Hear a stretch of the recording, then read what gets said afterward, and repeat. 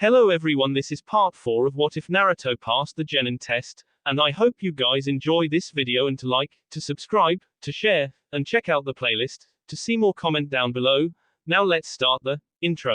They call me a god. They call me a god. They call me a god. Join my membership, the perks are great. It's in the description. Be sure to like and subscribe, it gives me more motivation. Enjoy. They were small, no larger than marbles. 2 silver bells, suspended from strings wrapped around Kakashi's index finger, were swaying and jingling in the breeze that blew through the forest-surrounded plain a mile outside Konoha. "These," said Kakashi, shaking the bells, "are your aim." The 3 genin stood in a line opposite the Junin, staring at the small shining orbs as he dangled them up in the air to display them.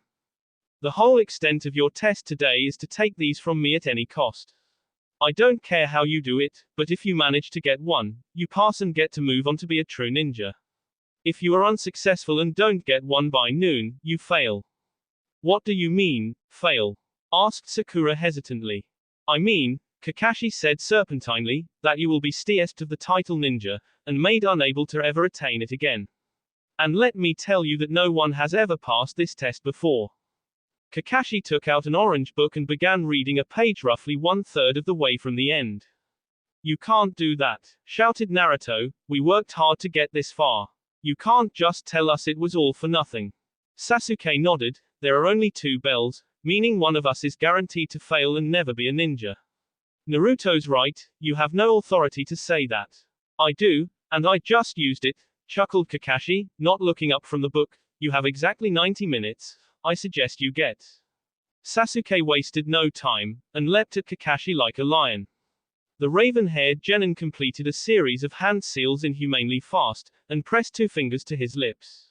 Kakashi dodged to the side, just as Sasuke blew an enormous fireball at the copy nin. Sasuke landed, pivoted, and whirled around to try and roundhouse kick Kakashi's center mass.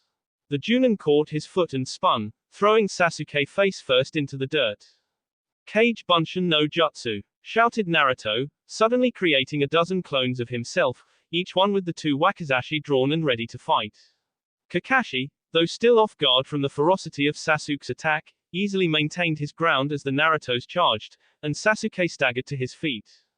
The copy nin didn't even close his book, but fended off the Narutos by dodging and allowing them to hit each other, or by slamming his unoccupied hand into one's face, banishing it immediately in a puff of smoke. Sasuke rejoined the fray, but was promptly picked up and used as a club by the Junin to annihilate the clones. Kakashi then threw Sasuke into Naruto, and sent them both tumbling in a heap. Within seconds of launching the attack, Kakashi stood over the 2 genin looking down at him, and condescendingly chuckling. "Your teamwork desperately needs to improve," he said, "but it was a valiant attempt." "He just destroyed them both," fretted Sakura. "How are we supposed to win against someone like him?" Sasuke grimaced, and slammed his hand on the ground, seeing the small pellet he held, and creating a blinding cloud of smoke. Kakashi leapt back and all 3 genin took advantage of the cover and darted away in opposite directions. Sasuke retreated about 50 yards north to the cover of some underbrush, while Naruto went south to the forest itself and Sakura hid amongst some rocks to the west. Kakashi merely stood his ground in the middle of the field, and resumed reading his book, giggling with a pervert's delight from time to time. Naruto sat down to take a quick inventory of his gear, praying he had something that could distract the Junin long enough for him to steal a bell. 3 yards of steel wire, 50 shuriken, half a doze kunai, and 10 or so exploding tags, enough for a trap worthy of a genin maybe, but he'd need more firepower to best Kakashi. "I need the others' help," he admitted to himself. "What?" Naruto turned as a sudden explosion caught his attention. Sasuke had attacked Kakashi again, and thrown some small fire bombs around the Junin to hold him in place. Sasuke jumped over the wall of fire, and caught Kakashi's arm, throwing the man off balance, and causing him to drop the book. The 2 grappled for a moment before Kakashi twisted Sasuke's arm and threw him into the air. Sasuke rolled in mid-air and put his fingers to his lips again. Kakashi was still ringed in by the flames and could only watch as Sasuke shot another grand fireball down at him. The fireball moved closer and closer, and Kakashi put up an arm to shield himself. A genin shouldn't be able to do this, he yelled as Sasuke grinned. The Junin was completely enveloped by the flames. Sasuke's joy was short-lived, as there was a puff of smoke, and Kakashi was replaced by a smoldering log. Sasuke yelled as the copy nin appeared behind him. This time there was nothing Sasuke could do but watch as a heavy boot blotted out his vision, and drove him into the grass outside the flames. Sakura sat behind a rock, carefully watching the battle between Sasuke and the Junin, taking note of Kakashi's every move, trying to find some flaw in his defense. It seemed to her that Kakashi was prone to underestimating what a genin could muster, but now that Sasuke had shown his hand, there was nothing he could to catch the copy nin off guard. And I don't have anything out of the ordinary I can do, which leaves Naruto, she thought, just as there was a slight rustle of grass beside her. The pink-haired girl whirled around, and flung a kunai. There was a metallic ring as it bounced harmlessly off Naruto's golden blade. Sakura, it's me, he hissed. What do you want? She whispered back. I've got a plan, he answered, holding up 2 makeshift shovels made of wood and several kunai, all lashed together with wire. How fast can you dig? That should hold you, Kakashi said, stepping back and admiring his work. Sasuke hung from the branch of a tree, dangling a good 5 feet off the ground, suspended by and wrapped in steel wire. That worked well, thought Sasuke. 1 down, 2 to go, said Kakashi, and we're only 5 minutes in. Are you sure this will work? Asked Sakura sheepishly. I mean, we've only got 10 minutes left, so if this doesn't work, we're doomed. The hardest part, Naruto said, will be getting Kakashi-sensei to actually come this way. But once he does, it's over, and we'll be able to bargain for all 3 of us to pass. Great, thought Sakura, I guess, but how do we get Sasuke down? Naruto put his hands together, and created a cage bunshin, then crouched and marked the nearby boulder, behind which they were hiding from Kakashi with a small crest like that of an Uchiha. Leave that to me. Once Sasuke is down, we'll need to drive Kakashi here. You and the clone go left, said Naruto, I'll sneak around to the right, go now. He forcefully whispered. Sakura and the clone jumped up, and charged Kakashi, who readied himself for the attack by turning the page. Naruto quietly sprinted far to the right, and created another dozen clones directly in front of the one with Sakura. All the clones leapt at Kakashi, while Sakura unleashed a torrent of kunai and shuriken. Naruto crept ever closer, while Kakashi dodged and weaved between the sly projectiles. Sometimes the copy nin would toss a clone in the way, subsequently nullifying both threats, so Naruto would stop and create another few clones to keep Kakashi busy, making it look like the original clone was the master. Sasuke, who had been watching carefully, turned to his left, and saw Naruto approaching. He immediately turned his attention back to the battle to keep from blowing cover. Finally Naruto was within striking distance, and flung himself at the tree, slicing through the wire with the swords, and landing gracefully behind. What? Asked Kakashi, stunned. Clones. Sasuke grabbed hold of the wire, and whipped it at Kakashi, who dodged to the side, as the lethal line snapped, and tore into the ground where he'd stood not a second before. Sasuke readjusted, and whipped the wire again and, as Kakashi was in midair and could do nothing to change course, snapped the Junin in the thigh. There was a loud crack, and Kakashi winced as a thin trail of blood fell from in his leg to the ground. Sasuke! Shouted Naruto, nodding his head towards his and Sakura's previous hiding place. Sasuke's keen eyes caught the symbol immediately, and he knew something must be up. The Uchiha whipped the wire again and it lashed around Kakashi's other leg. Not today, said Kakashi, pulling out a kunai and slashing the taut wire, freeing himself and sending Sasuke reeling from the recoil.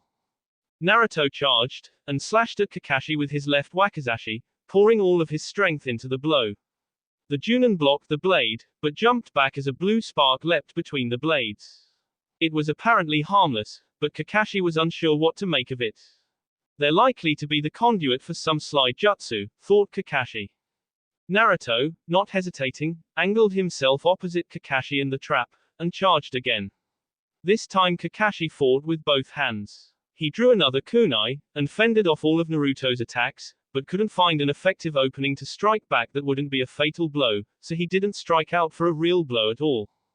The wakizashi were long enough that Naruto's wild movements put sly force behind them, but short enough as to not make them as clumsy as a long sword. And what made it all the more difficult was that because of the shorter length, Naruto kept in close.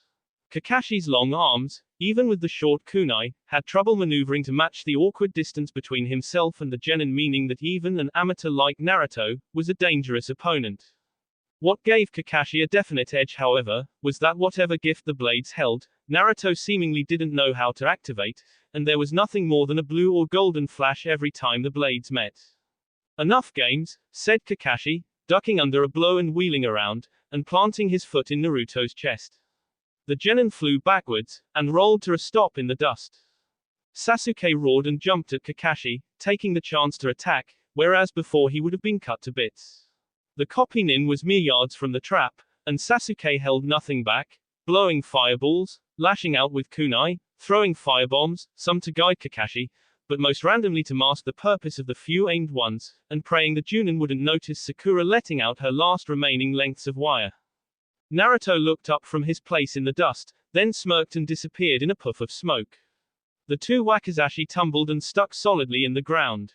What? Kakashi gasped. The girl flung the line, which now had a shuriken lashed to either end at Kakashi.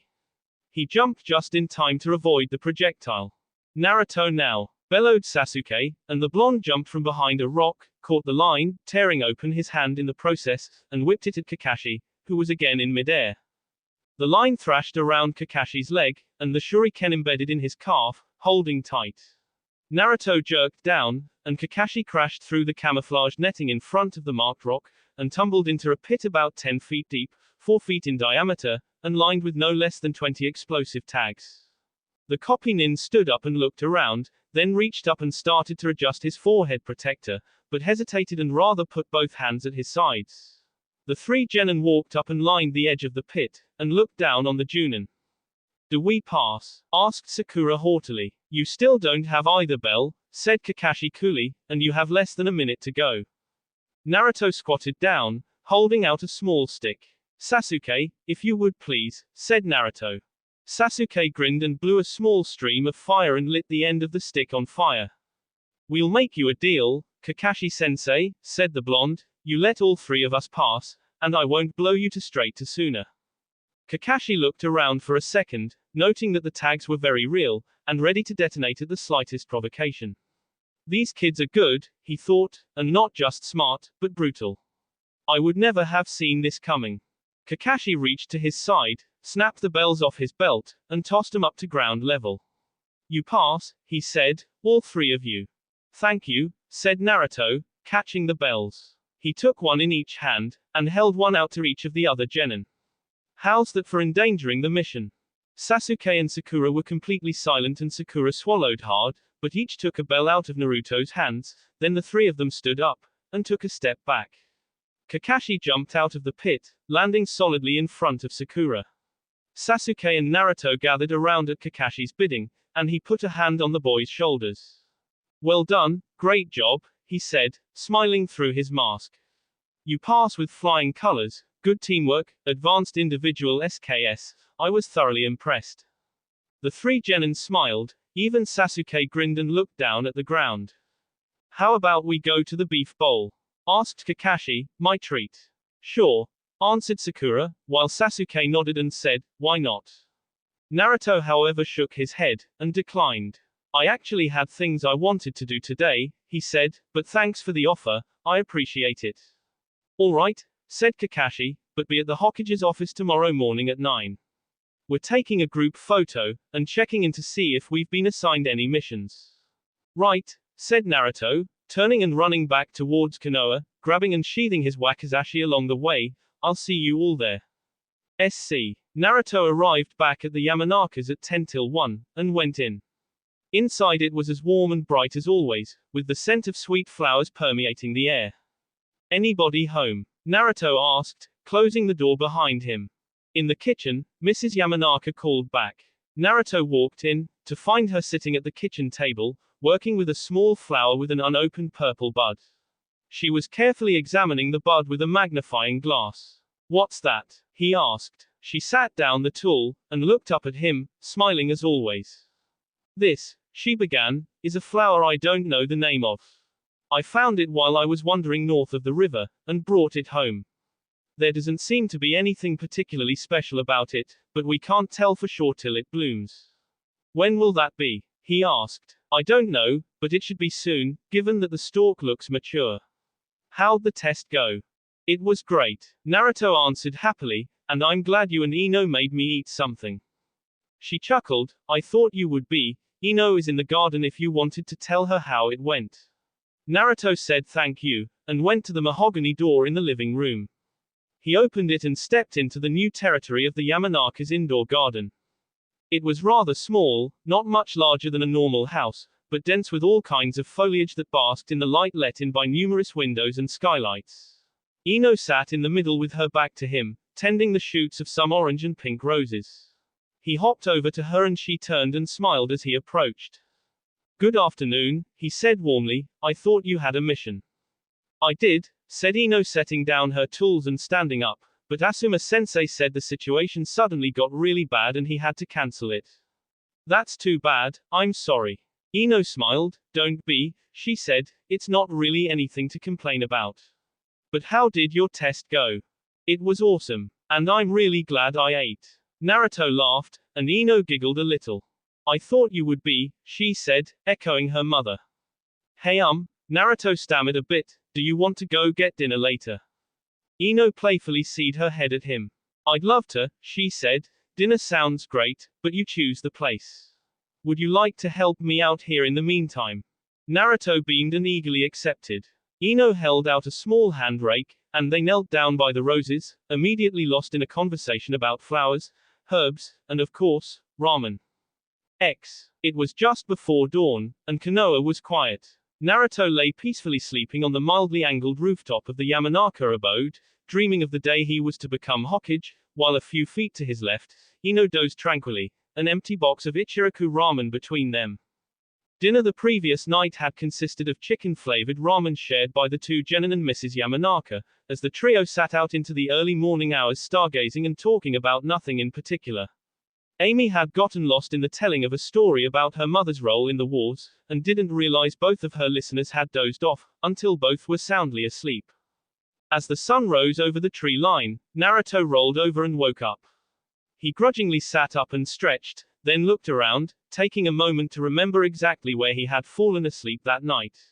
He looked over at Ino, who was still sleeping, and couldn't help but grin. He reached over, nudging her shoulder and causing her to roll away and continue to doze. Ino, he said, standing up and walking beside her, unless you want to fall off the roof, I suggest you get up. He smiled and gently nudged her again. She yawned, then opened her eyes and sat up. Blinking, she looked over at Naruto and said good morning. He helped her to her feet, and they looked off to the east, out over Konoha as morning washed over the buildings and illuminated the treetops. Thanks for dinner last night, said Ino after a few moments.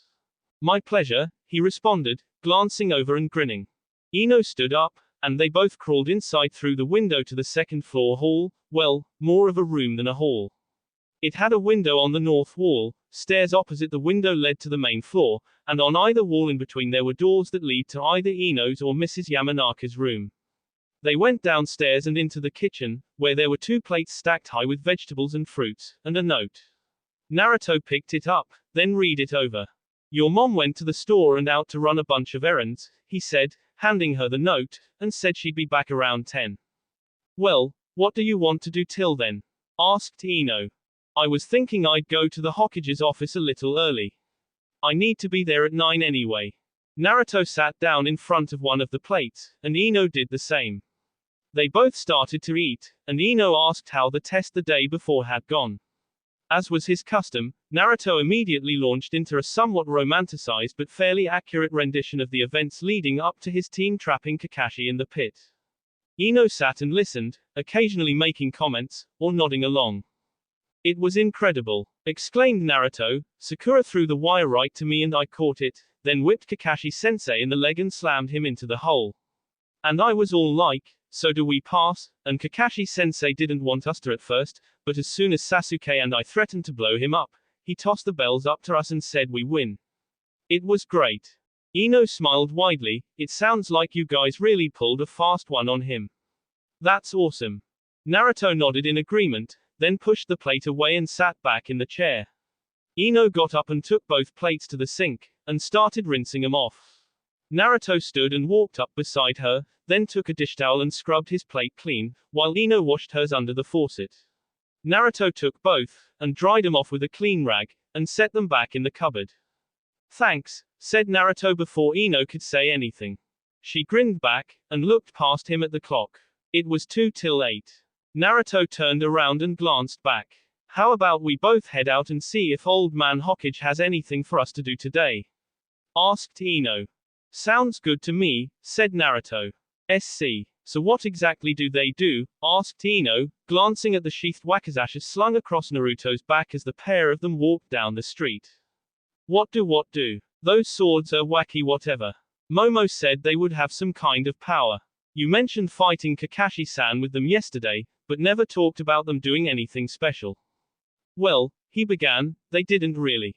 I mean sure there was some little spark whenever I swung them at Kakashi-sensei, but it's not like they shot lightning or anything. They must at least be really sharp, Ino answered, if they SD through that wire holding Sasuke as easily as you say they did. Oh, they went right through it, Naruto grinned, it was like cutting a wet string. Ino chuckled a little, as they began to ascend the open-air stairs leading up to the Konoha officials' offices. The offices were built like a pyramid around the base of the monument to the Hokages. 12 offices on the ground floor, then 11 on the next, then 10 and so on until you came to the Hokages at the very top, and his was more of a complex than an office, tunneling into the very heart rock of the monument.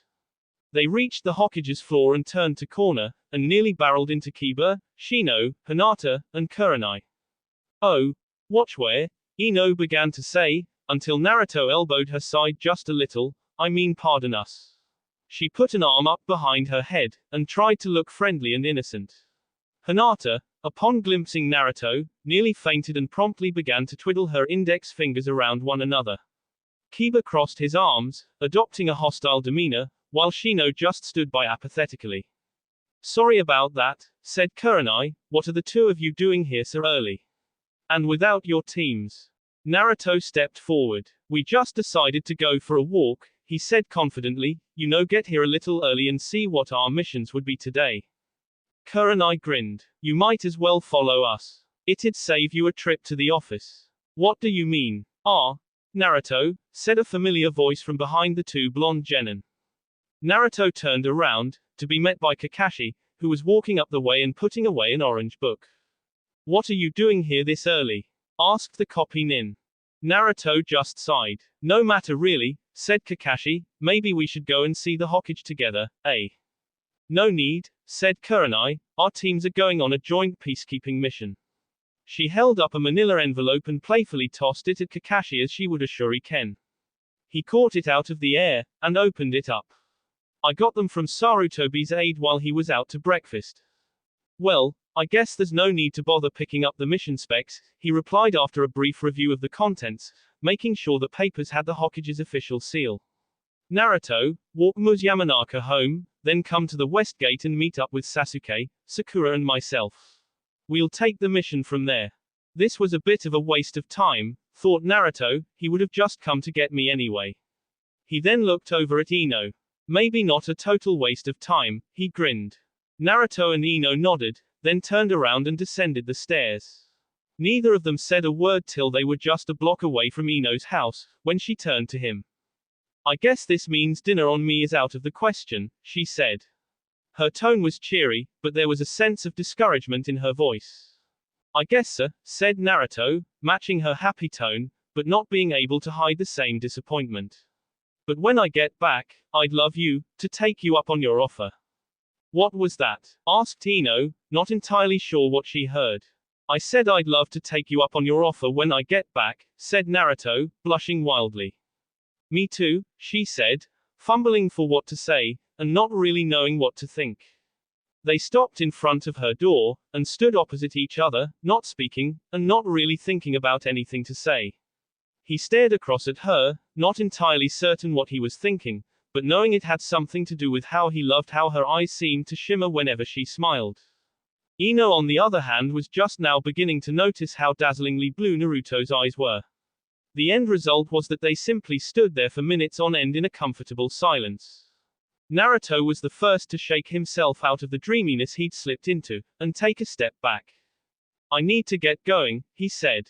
Ino looked down at the ground, then back at him, and nodded. When do you think you'll be back? She asked. Naruto shrugged, then hesitantly turned away, and began to walk towards the city's main gate.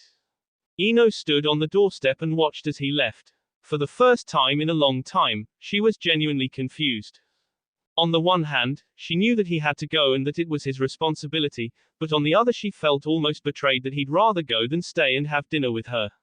While at the same time, she didn't know why she wanted him to stay at all, nor did she understand why she felt lonely when he wasn't there.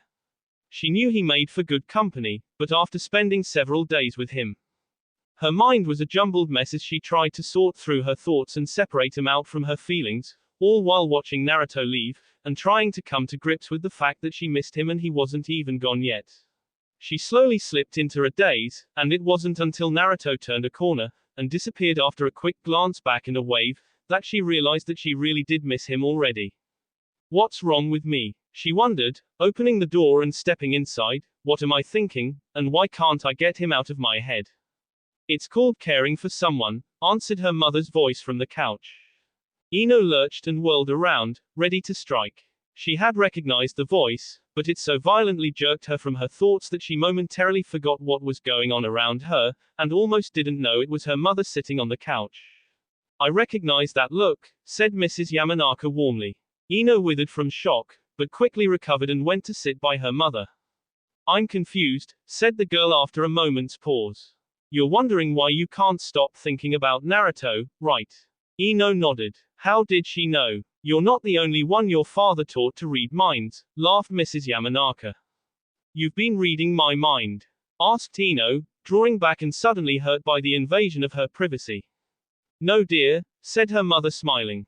I don't have to. The way you watch him, talk about him, and the way you're there for him, it's pretty obvious what's going on in your mind. Not to me, said Ino quietly, drawing her knees up to her chest and resting her chin on them. I don't know what to think or do or anything. I know he's my friend, but is he more or something? I mean, I really want him to be happy and all, and I really want to spend time with him. I don't know. It sounds a bit like you're falling for him. I don't think so, said Ino, shaking her head. We're just friends. I just want to be his friend. Mrs. Yamanaka smiled. That good, Ino, and for now that's exactly how it should be. You're too young to be anything but just friends. But, do you think that someday several years down the road you might ever want to be more than his friend? She asked. Ino nodded, then shook her head, then nodded again. I really like him, as a friend, and I think he likes me. I hope he does. But I kinda look at him and start to think that maybe he's more than that. Maybe he's special, and someone I could, well, you know, fall in love with. Would you trade your happiness for his? I think so, yes. Why? What does that have to do with anything? Ino, I'm not here to tell you who or what you are, but I'd be lying if I said I thought you were just infatuated, said Mrs. Yamanaka. Do you think that, right now, you love Naruto? Ino closed her eyes, and tried not to blush. She stammered, I barely know him. I mean, part of me wants to say yes, but I don't know. I just don't know what to say or think or do. I really want to say yes, but I hurt him. I threw sand in his face and all kinds of horrible stuff. Ino began to tear up at the memory of her nightmare a few days ago. She remembered how Naruto was helpless and she took joy in making him cry. I was awful to him. Did you ask him to forgive you? Asked Mrs. Yamanaka straightforwardly. I did, said Ino, holding back more tears and wiping away the old ones. Did he forgive you? Ino smiled slightly, remembering back to how much more at ease she felt with herself when he did. Yes, she said, blushing. Mrs. Yamanaka smiled. Then you've got nothing to apologize for or feel guilty about anymore. That's over and done with forever. You might as well forget you were ever like that to him, because dwelling on how you used to act will only make it harder for you to move on. The only thing you should do because of your past actions now is to simply know not to repeat them. The room fell silent for a minute as Ino looked straight ahead. Thanks, Mom, she said, looking over and smiling, but I still don't know if I really love him. Like love him forever and always type love him. No hurry on that answer, dear, just something to think on, her mother said sweetly, reaching over and playfully pulling Ino into her lap. You've still got plenty of time to figure it out for yourself. Ino hesitated, thinking about what had been said for a moment, then reached up and tried to tickle her mother's sides. But Mrs. Yamanaka was too quick and grabbed a cushion to bat at Ino with. Before long, a full-fledged pillow war broke out, as both sides switched to a girlish lightheartedness, giggling uncontrollably and trying to be the first to disarm the other. I believe you all know each other, said Kurenai to the group of genin assembled in front of herself and Kakashi. Naruto, Sasuke, Sakura, Kiba, Shino, and Hinata all nodded the affirmative. So introductions aren't necessary. Today we'll be heading west, to the small village of Eren. They're a source of intelligence, but as of yesterday they severed all contact with us. Our job will be to reestablish communication. Kakashi sat by patiently. This may only be a C-rank mission, but I consider it high risk. It could easily become far more dangerous, but the Hokage feels that you're up to the task, he said, and I for one happen to agree with him. Kakashi looked over his team and smiled through his mask, but caution is still king here. It's not a short TS, said Kurenai, so let's move out. She waved her hand over her shoulder as she turned around, and the group of 8 set off, hiking west for a half-mile or so before they broke out into a jog, which for a ninja is the whole sprinting through the trees thing. They all quickly established a good pace, moving roughly 6 leagues an hour. Hinata and Kurenai were at the lead, followed by Kiba and Akamaru. Shino and Naruto were in the center of the formation with Sasuke right behind. Sakura was second to last, between the Uchiha and Kakashi. They traveled for almost 7 hours without stopping for anything, and in almost total silence. The closest things to conversations were Sakura's attempts to talk to Sasuke. The raven-haired boy, however, would have no part of it, electing to simply press onward and leaving Sakura speaking into the air ahead of her.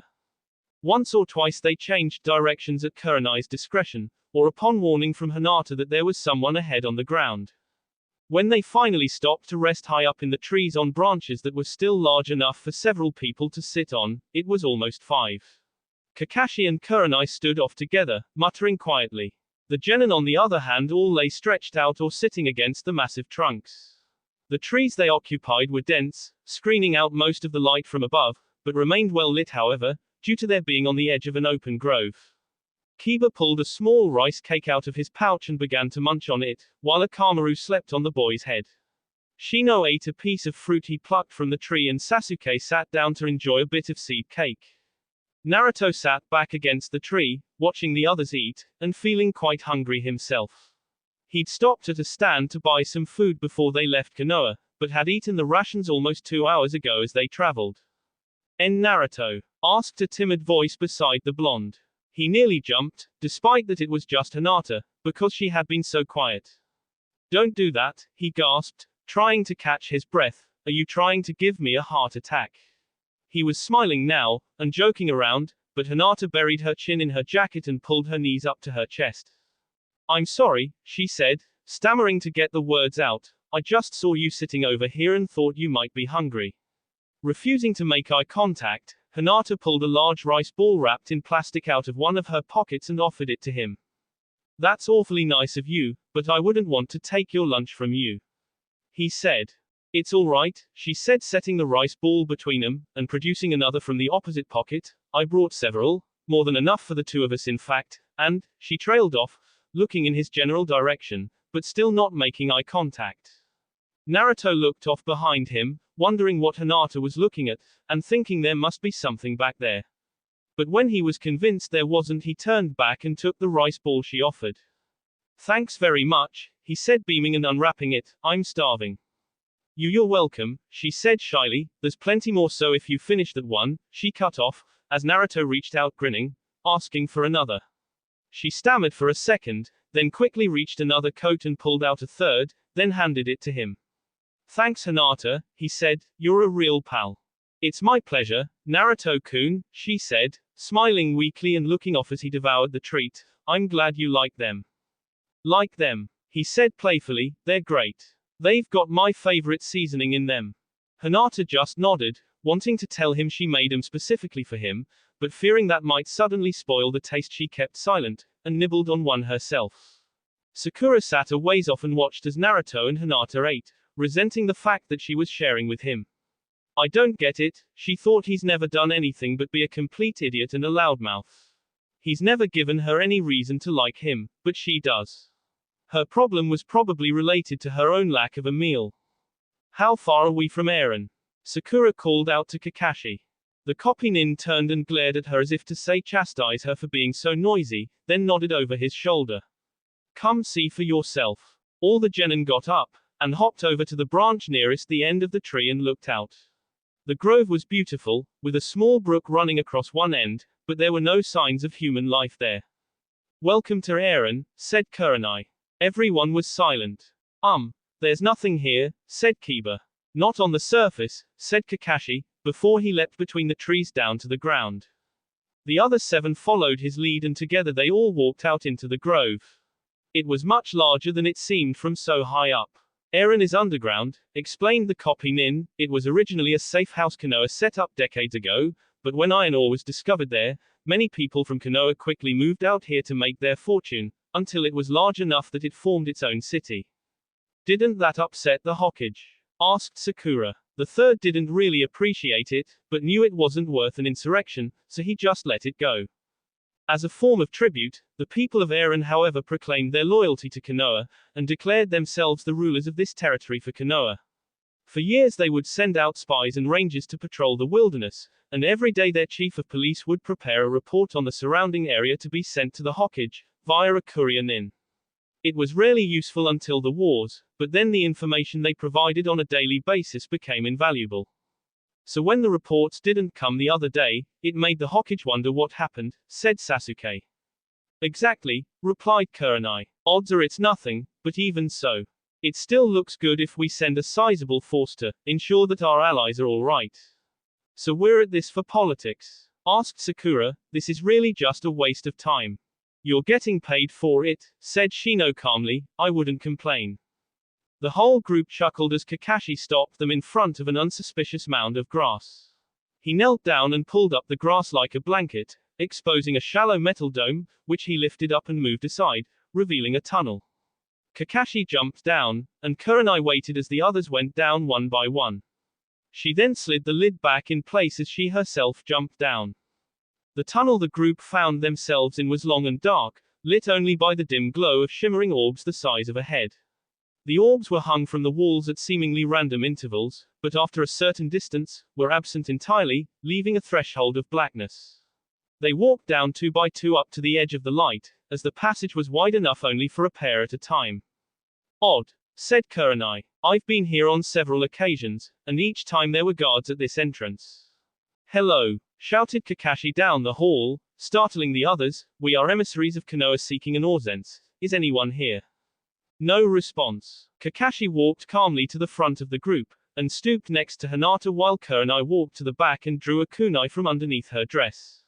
If you'd be so kind as to have a look, said Kakashi politely to the young Hyuga. Hinata nodded nervously, and put her hands out in front of her. Veins bulged beside her eyes and she stared straight ahead into the darkness. For nearly a minute, she didn't speak, then readjusted her stance and stared harder. Akamaru backed farther into Kiba's hoodie and growled quietly. The boy reached up and patted him on the head to silence him. I see, she began, it's strange. There will be nothing as far as I can see, then a brief flash of something, then nothing. Sasuke slowly reached behind his back, and drew 3 shuriken from a pouch. There's something out there, his voice was edgy, and tension shone in his gaze. I can see movement. All of the others somehow readied for an attack, either by drawing a weapon or taking a stance. Naruto drew out both wakizashi and dug in his feet a little. This could be very bad, said Kakashi, but we need to investigate. He stepped forward, and motioned for the others to follow. If there's trouble, he whispered, everyone stay together and in between Kurenai and myself but make for the entrance. The genin nodded as the squads took a step into the darkness. The gloom was nearly impossible for even the shinobi's eyes to penetrate, but they made their way 100 more feet through an arched doorway out into an open area that was completely black. No one took another step. The chamber was silent, as Kakashi shifted and readjusted his forehead protector without alerting the group.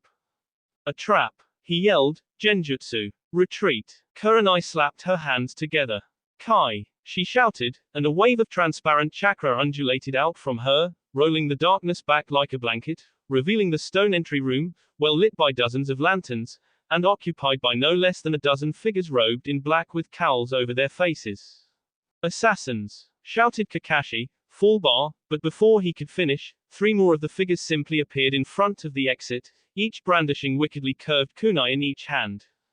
Kurenai drew back towards the group and crouched down ready to fight.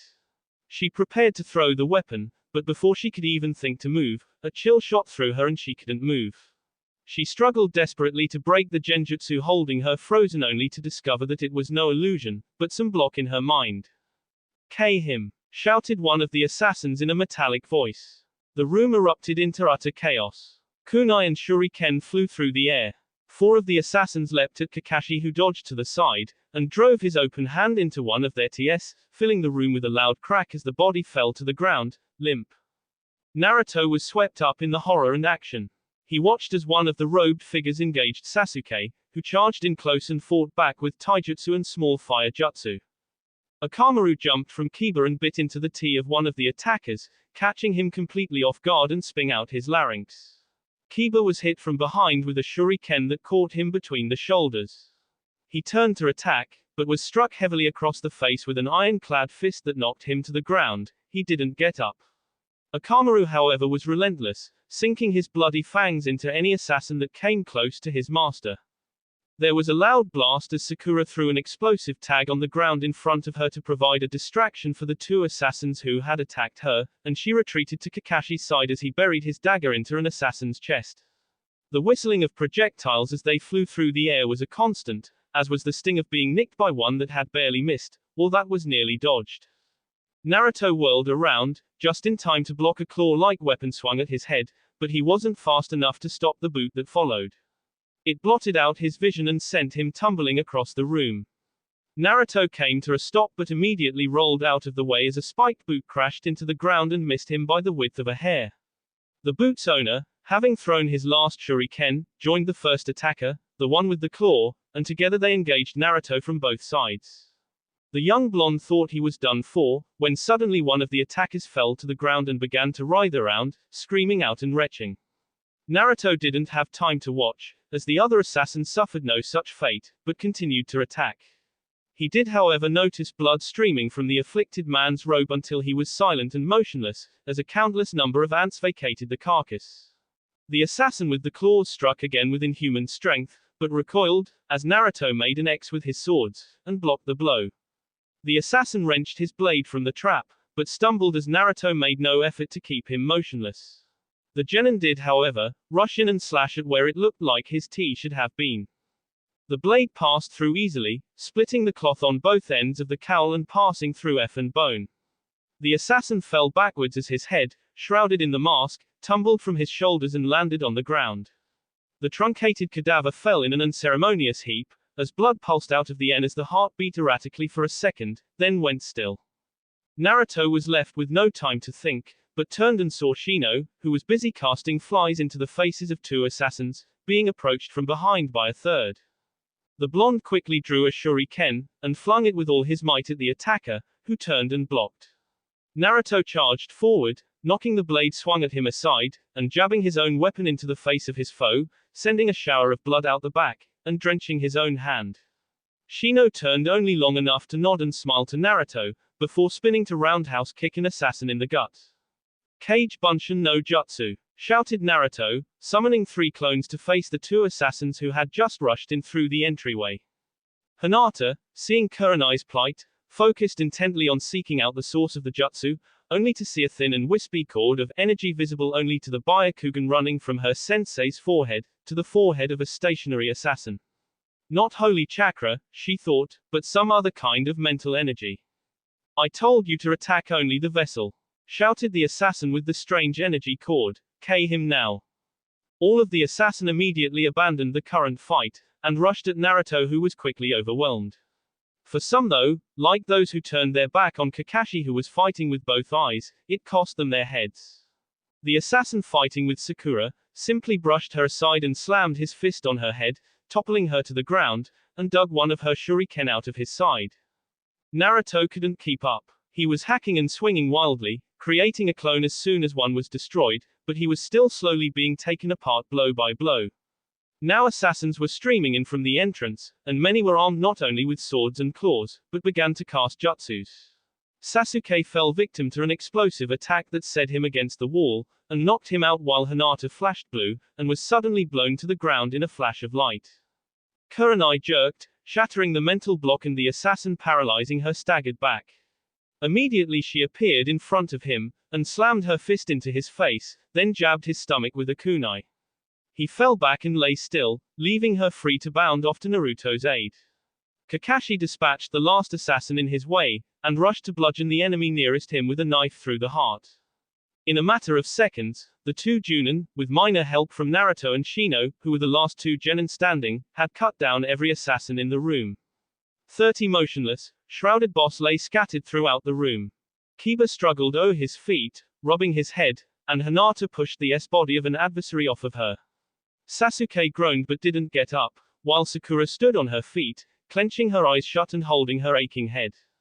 Is everyone all right? Asked Kurenai between ragged breaths. Naruto nodded, along with Kiba and Shino. Hinata grimaced and didn't answer, and Sasuke said he'd be fine, he still didn't get up mind you. No serious injuries? Asked Kakashi, wiping blood off of his hands. All of the Genin went through and said no. Hinata had gotten the worst of it by far, bruised knuckles, numerous bruises, a badly bleeding SCR on the scalp, but still nothing fatal. All right, said Kakashi, all of you, go outside with Kurenai and wait for me. I need to know what happened here. Kurenai motioned for them to follow her. Shino went and helped Sasuke to his feet, as Hinata lent him her shoulder to lean on. Sasuke however simply righted himself and followed as the squad, minus Sakura and Naruto left through the now well-lit hallway. Kakashi-sensei, said Naruto, I want to help. Is there anything I can do? No, go outside and wait, it still isn't safe in here, answered the Genin. Please Kakashi-sensei, said Sakura, I want to know what happened here, same as you. And, yeah, we just proved we can handle ourselves didn't we? Asked Naruto. Sakura glared at him, hating the interruption. Fine, muttered Kakashi, stay close to me, and help me unmask these boss. We need to know where they're from first of all. Great, said Naruto. The three of them set about their work, pulling the masks off, or in a few cases, unwrapping severed heads from their cowls. They explored a little farther into the city, and began to turn up the S-boss of innocent civilians, along with a few other assassins. It turned out that most of the enemies looked to be from the Fire Country, and few were older than 20. Of the 30, only 10 wore forehead protectors, and those that did, wore blank ones. So we were dealing mostly with samurai for hire, and only a few ninjas, which would explain the lack of jutsu until the end, said Kakashi. The ninjas were waiting for the cannon fodder to do the damage and before they unleashed their chakra-based attacks to lessen the risk of hitting their own. But why all this? Asked Sakura. Someone must have arranged it, and this would be nothing short of an act of war. I don't know, said Kakashi glancing up at Naruto, who was examining the face of one of the recently unmasked ninja. I know this guy, he called to Kakashi and Sakura, come here. The others jumped to his side to examine the face. Inoiki, muttered Kakashi, stress obvious in his voice, what the hell is going on here? Mr. Yamanaka, asked Sakura. Naruto and Sakura stood up as Kakashi walked a few steps back and turned away, putting his hand over his masked mouth and mumbling. The investigation can wait, said Kakashi, the Hokage needs to know about this now. Let's go. In a blur, the body suddenly lurched up, and Inoiki pointed his hands at Kakashi. No, shouted the copy nin, too late. There was a blue flash, and Kakashi fell to the ground motionless. Before she could even scream, Sakura was crushed to the ground by a savage blow, and Naruto was kicked into the opposite wall. One wakizashi flew out of his hand, the other dropped to the ground. He fell to the floor immobile, but alive. Good evening Kakashi-kun, said Inoiki, walking over to the Genin. Spirit bind, it uses your own soul to place your mind in a paralytic state. Quite useful for holding one still. Why are you doing this? Kakashi struggled to ask. Why would you betray Konoha? Betray? Asked Inoki. Why Kakashi-kun, I'm offended. I'm saving Konoha from that, he said, drawing his sword, pointing it towards Naruto. It's high time the Kyuubi no Kitsune was finished, before it can K again. Naruto is not that demon, said Kakashi, it's people who treat him like one that are the demons. Shut up, shouted Inoki, kicking the copy Nin in the face, that thing is a monster, and I intend to rid Konoha of it. He may have a different body, but he's still the cur. I'll save Konoha. Traitor, shouted Sakura, getting up, you think you're a hero, but you're nothing but a traitor. What did you say, you insolent brat? Yelled Inoki. Sakura, be quiet, said Kakashi. USA City loyal to Konoha, then attack Leaf Ninjas, and you claim to be Konoha's savior. She shouted, stalking around the room till she was between Naruto and Inoki. Some SS must be made if I'm going to save Konoha from the demon. SS, shouted Sakura. You're no savior, you're sick. Inoki snapped and rushed forward. I'll K you. He roared and raised his sword. Sakura number, shouted Kakashi. Inoki swung down, slicing through skin and bone. Blood splashed everywhere. The body was split open from the left collarbone to nearly halfway down the sternum. As the warm blood began to pour from the egregious wound, and pool on the floor around Naruto's feet, Sakura, unscathed, looked on in shock. He just stood there, his eyes starting to go pale, his left arm hanging uselessly at his side, looking up at Inoki. Naruto, shouted Kakashi, Naruto, she didn't do anything to you, Naruto muttered weakly, leave Sakura alone. Naruto raised his right hand, holding the midnight blade, and mustered his last bit of remaining strength to swipe down at Inoki. The crazed ninja jumped back, avoiding the nearly harmless swing, but left his sword sticking in the Genin. Naruto, whispered Sakura in shock. Bastard demon, shouted Inoki, running up and wrenching his blade from Naruto, the force of the motion staggering the young blonde. I swear I'll send you back to hell. He screamed as he raised the blade above his head. No, shrieked Sakura, grabbing Naruto's sword, tears streaming down her face. She barreled forward, and plunged the blade into the flabbergasted Inoki's chest, puncturing his heart, killing him almost instantly. She twisted the blade to finish the job, and let his lifeless body fall backwards. Kakashi leapt up, released from the paralysis, and caught Naruto as he passed out and began to fall. The copy nin set him down gently, and tore off his jacket and shirt. My God, muttered Kakashi. The wound was fatal. Naruto had been completely rent open. Sakura fell back and began to sob. He saved me, she cried over and over, he's S for me. I wanted him S and now he SD for me. Sakura, shouted Kakashi, Sakura, come help me. I might as well have made him myself. She med. SC. Ino gasped, and dropped to her knees in the flower bed, crushing the newly budding tulips beneath her. She clutched at her chest as a chill shot straight through her heart. She couldn't breathe. Ino, shouted Mrs. Yamanaka, rushing to her daughter's side from the doorway, what's the matter? What happened, child? She clutched at Ino and pulled her into her arms. She went limp, no longer supporting herself. Ino, Naruto, whispered the girl. That will be all for this video. Be sure to like, subscribe, share, and comment down below for more videos. Goodbye.